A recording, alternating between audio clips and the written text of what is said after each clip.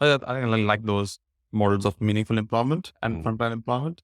I think it's very important. And then supported by an organization like yours, it just gives that a landing pad at something. mm, So there is a backup plan, if something has to go wrong. And there is a support system yeah, set up already. And these participants already have connections within your mm, organization in terms of support workers and peer workers helping them. And mm. so I think it's very powerful to provide these meaningful employment opportunities. When I first started in Effective 30 years ago, I think there were fewer models.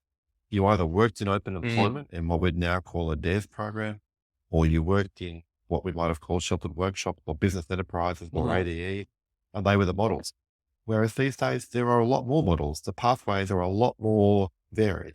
And I think that's a good thing. And it means that people can much more choose models that mhm, work for them, whether they're mhm, working alongside other people with disability or working in workplaces integrated, and those choices are available to them. And again, a bit like accommodation, we have to make sure that our supports step up and match that variety of needs and preferences for people with disability. At the moment, our models are a bit too narrow and not varied enough. And we're not walking with people on that journey mhm, to the most meaningful and greatest employment opportunities they could have. mhm.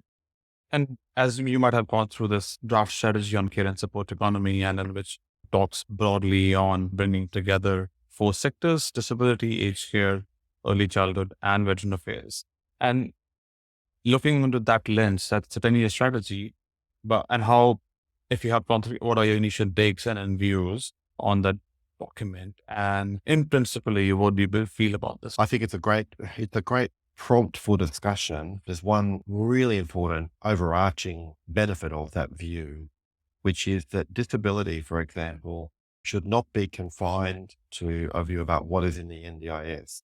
When I traveled to the US, for example, last year, I found assistive technology programs that were available to citizens of a certain state who needed those programs, regardless of whether they needed them because of disability or Hmm. injury or age. They were universally available to Hmm. people who needed them.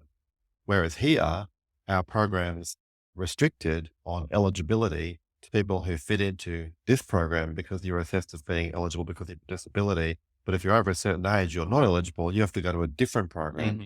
And that they are false. They're false divides. Age is the greatest driver of disability in our community, but we have specialist disability services Hmm. who are funded to provide specifically services to people who are not over 65 years old and Hmm. can't easily provide those services unless they go into a whole other Hmm. funded program. So we have some policy divides that I think are not helpful and don't reflect the reality of how disability is present for a fifth of the entire population. So I think it's great to bring those things together into a bigger picture view Hmm. about not just the care and support economy, but actually the community and what their needs are. Hmm. So that's a huge advantage.